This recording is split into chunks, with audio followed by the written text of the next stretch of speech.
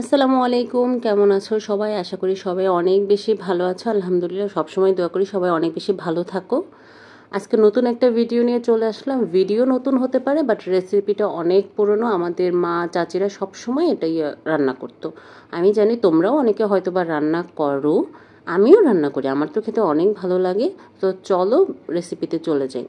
তবে হ্যাঁ, আরেকটা কথা বলে রাখি, তোমরা যারা এটা রান্না করো কীভাবে রান্না করো আমাকে জানাবা, নেক্সট টাইম যাতে আমি ওভাবে রান্না করতে পারি। আর যারা করো নাই তারা কিন্তু আমার মতো ট্রাই করতে পারো, আর যদি ট্রাই করে থাকো অবশ্যই কিন্তু আমাকে জানাবা। আর আমার নতুন বন্ধু যারা আছো, আমার ভিডিওটা দেখছো, একটু প্লিজ একটু সাবস্ক্রাইব করে দিও, একটু আপুর পাশে থেকো, ঠিক আছে? তো চলো পর্যায়ক্রমে আমি শসাগুলো কেটে নিলাম। শসাগুলো মাশাআল্লাহ ভালো কচি ছিল, আর কচি শসাটাই রান্না করলে খেতে অনেক বেশি মজা হয়। আস্তে আস্তে আমি সবগুলো শসা এভাবে কেটে নিলাম, কেটে নিয়ে বলে নিয়ে নিলাম। আর আরেকটা কথা বলি, বাংলাদেশে এখন প্রচুর পরিমাণে গরম যাচ্ছে। যত বেশি পারো মশলা কম খাবা, আর হেলদি খাবার খাবা, লিকুইড জাতীয় খাবার খাবা, যাতে শরীর সবসময় সুস্থ থাকে, ভালো থাকে। আগে দেহ সুস্থ, তারপর মন ভালো, তাই না? তো এই তো মোটামুটি আমার কাটা শেষ। এখন পর্যায়ক্রমে আমি শসাগুলো একটা বাটিতে তুলে নিলাম। এই তো তোমাদের দেখিয়ে দিচ্ছি, দেখো শসাগুলো যে কচি দেখে বোঝা যাচ্ছে। আর সাথে যেগুলো নিয়ে নিয়েছি সেগুলো সামান্য পরিমাণ চিংড়ি, তারপর একটু রসুন কুচি, কিছু কাঁচামরিচ, আর কিছু পেঁয়াজ কুচি। এখন অনেকেই বলতে পারো আপু রসুন কুচি কেন? রসুন কুচিটা আমি এই জন্যই নর্মালি ইউজ করি। আমরা দেখা যায় অনেকেই সময়ের অভাবে বা যে মাসিক বাজারটা একবারেই করে ফেলি, তখন মাছগুলো আমাদের ফ্রিজে অনেক দিন থাকে। তখন যদি আমরা একটু রসুন ভেজে তেলে তার মধ্যে যদি মাছটা ভেজে নিই, তাহলে আর স্মেলটা থাকে না।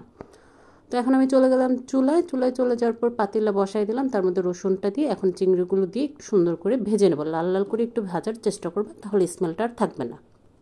তারপর উপর থেকে দিয়ে দিচ্ছি সামান্য পরিমাণ পেঁয়াজ কুচি দেওয়ার পর হালকা নেড়েচেড়ে তারপর প্রয়োজন মতো দিয়ে দিচ্ছি লবণ দেওয়ার পর সামান্য একটু নেড়েচেড়ে নিব। তারপর দিয়ে দেবো সামান্য একটু আদা রসুন বাটা। তোমরা এটাও তোমাদের প্রয়োজন মতো স্বাদ মতো দিতে পারো, আমি একটু অল্পই ইউজ করি, তোমরা তো জানোই।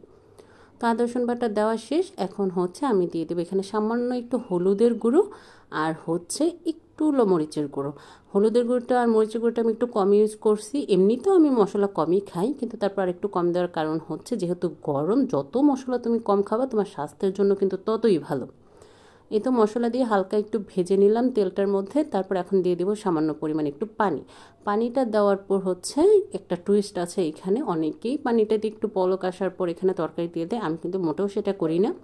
এটা ভালো করে আমি কষিয়ে নিই, কষিয়ে নেওয়ার পর তারপর উপর থেকে তরকারি দিয়ে দিই। সেম কাজটা এখনও করলাম।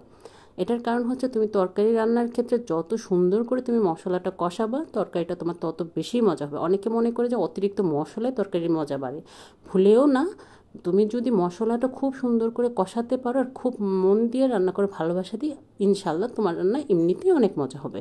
তারপর আমি ঢেকে দিয়েছিলাম। ঢেকে দেওয়ার পর যেহেতু শসাগুলো কচি ছিল, অনায়াসে তার যে নিজস্ব মিনারেলটা ছিল তার মাধ্যমে সিদ্ধ হয়ে গেছে। আর আমার রান্নাটা প্রায় শেষের দিকে। এই রান্নাটা খুবই অল্প সময়ে হয়, তোমরাও ট্রাই করতে পারো। ট্রাই করে অবশ্যই মাস্ট বি কমেন্টস করে কিন্তু আমাকে জানাবা, ঠিক আছে?